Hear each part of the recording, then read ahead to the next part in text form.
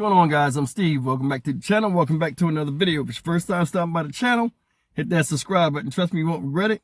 If you're a returning subscriber, as always, guys, welcome back. And I do appreciate the support, guys. It is cold out here where I'm at. But check it out. Listen.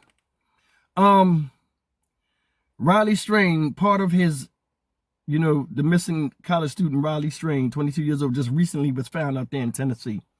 God bless him. You know what I'm saying? May he rest in peace. People are still talking about the story, and rightfully so, because it is a mystery in itself. But as of recently, part of his autopsy results have came out, or they've mentioned little things about it. Now, the full autopsy has not came out yet, and people are just talking, like people do, reporting on, some of the findings. And one of the big things they're saying is he didn't have water in his lungs. I'm going to play you a news article that may explain the reason why that happened. But either way, I mean, his body was found, and it also, in this news report, it'll tell you a little bit about how they found his body. So, take a look at this, and we'll come back and talk about it, and hopefully this rain will stop, and I can get out this car. Right now, we're learning new details in the death investigation of Riley Strain. This afternoon, the 911 call from a Tennessee barge worker has been released. It's the moment the worker found the body of 22-year-old Mizzou student Riley Strain in the Cumberland River in Nashville 2 weeks after he went missing. Nick Barris has more. The autopsy, of course, was only made possible after a river worker spotted the body in the Cumberland 2 weeks after Strain disappeared in downtown Nashville. My company works on the river. I have just found a dead body. I believe it to be Riley. This was about 8 miles downriver from where Strain was last seen alive. It's definitely got a person, hair, black shirt, kind of like a white, muddy looking on the front. It's face down in the water.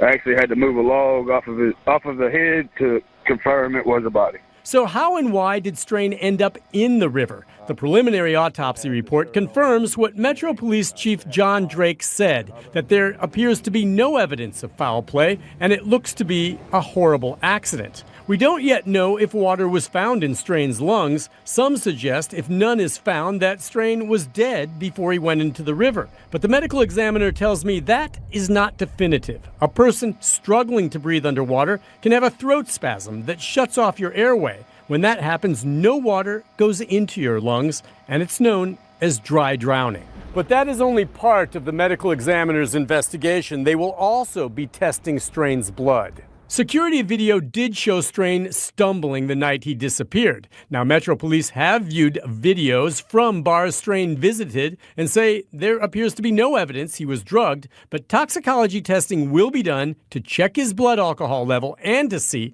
if there were any other drugs present.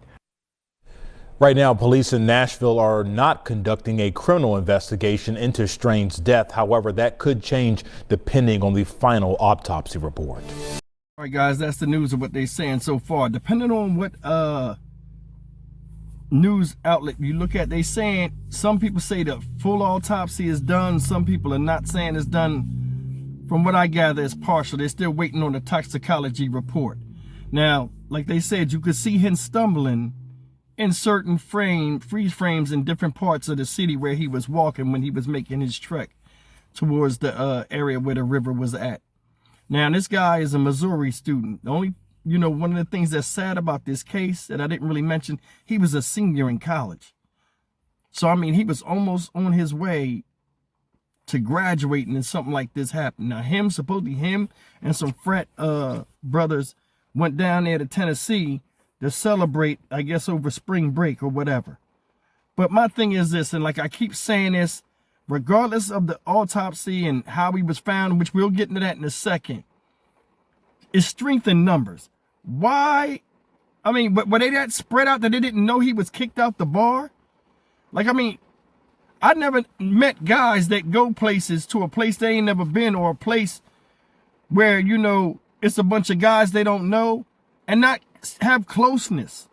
Hey, man, stay close, man. We want to know where everybody's at.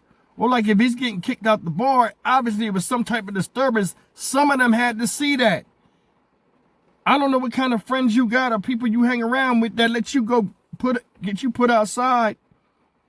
You know what I mean? I mean, looking at this guy, I don't see him being like some mischievous dude. But then again, you know, when people get drunk, you don't know how they act. If he was even drunk, because sometimes he was walking normal and sometimes he looked like he was tipsy. But I mean, who lets their friend get put out the bar and all of them say, you know what, hey, I'm done. Give me the tab. I'm not going to leave this guy out here by himself. That's like the one thing nobody really talks about.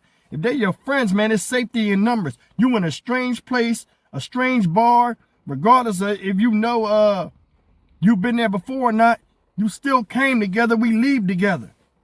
And I think that's where the problem lies right there. A lot of people ain't talking about that. They just talking about the thing. A lot of people, man, need to be investigated. That's just my opinion.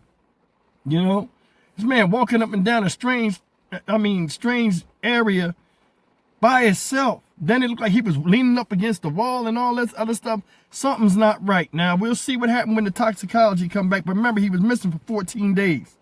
His body had, no offense to the family, bloated. They said he had a log on his head. That's why he never came to the top. So I guess the current pushed him a certain way where he got wedged. The guy already knew it was him. He said, yeah, I believe it's Riley Strain. We found him here. I had to move a log to get his head up because he was floating face down. It's horrific, man. I mean, and my prayers do go out to the family because, I mean, just hearing about how he was found, you know, that's something you visualize, and that's your child. I was telling, who was I talking to? I can't remember. We was talking about when we see people in the hospital. I had a brother that had went into cardiac arrest, right? A few years ago. He's in his early 40s. When I seen him in the hospital, hooked up the tubes and stuff, when I went in there, for some reason I had this flashback of seeing him as a smiling young child. Probably 10, 11 years old. Even though I was an adult, I seen him as that. So, you know, over my experience of learning things, when, you know, the mother was like, oh, you have babies, hold your babies and hug them and stuff. I understand what she felt by that. You know what I'm saying? Because a lot of people in certain comments on certain pages, oh, that ain't no baby, stop calling them a baby. That's her child. Don't tell what to do. Don't tell people how to mourn about their kids. Blood, sweat, and tears and effort to get this child to manhood and stuff. That doesn't go away after they become adult. You know what I'm saying? We have to have some empathy out here and stuff. It is raining it's raining crazy out here. But listen, guys, I wanted to stop in here and talk with you guys. I wanted to drop you a couple of videos. I'm running out of daylight. They still in there working. So, but I mean, they said, now I learned something. They said it's called something called dry drowning. I had to look that up. That means like your body automatically, you know, cuts off the airway where you won't drown, you know, and water won't go into your lungs. But I mean, you still drown anyway. But man, that's just horrific. Now they're saying they're ruling it as an accident still because he said his body had no signs of trauma or whatever. I don't know how forensics are. All we got is what they saying. And there's no reason for them to lie. I mean, the man was missing for 14 days. And it's a good thing the body was found. You know what I mean? Even under those bad conditions, it's some closure. Because, I mean, as a parent, I think the psychological effect of never finding a body from someone that's never coming home is more harder to deal with than having a corpse itself to explain, hey, this is what happened. So, I mean, like I said, my prayers go out to the family and stuff, and it's unfortunate circumstances, but things are what they are, and I hope they do find peace eventually, man. I mean, because they seem like really good people. I mean, I have no complaints or anything like that, but may God bless them. I'm Stock Market Steve for the Dynamic Reason channel. As always, like, comment, share, and subscribe. I'll see you guys in the next video. Take care.